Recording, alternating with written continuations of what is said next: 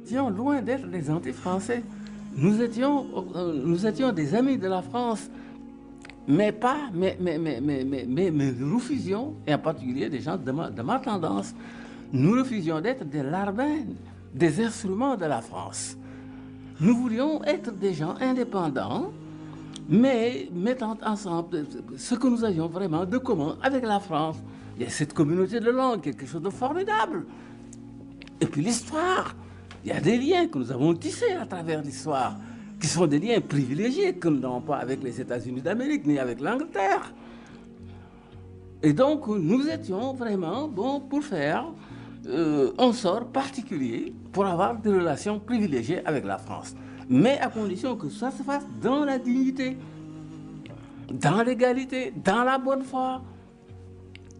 C'était ça, nous, notre conception des liens avec la France, des rapports franco-africains. Et je l'explique d'ailleurs, je crois, dans mes mémoires, que nous étions des amis, nous n'étions pas des anti-français, des amis de la France, mais pas des valets de la France. Nous refusions d'être des valets de la France.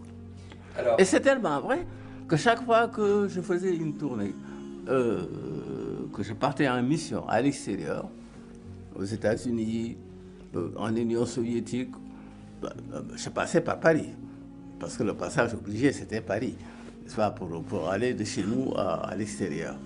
Chaque fois, quand j'arrivais ici, on m'a demandé, Foccart, justement, qui était dans la communauté, est-ce que vous souhaitez rencontrer le général de Gaulle? J'ai dit non, je n'ai pas à rencontrer le général de Gaulle. C'est comme si je rendais compte au général de Gaulle. Mon compte rendu, je le dois d'abord à mon gouvernement, au gouvernement de mon pays, et pas au général de Gaulle. Voilà un exemple précis. Alors c'est depuis que les choses ont changé complètement. Les rapports ont changé complètement. On est devenus des vassaux. Les chefs d'État ont accepté ensuite, sous l'influence de gens comme Foccart. Et voilà, les choses ont changé.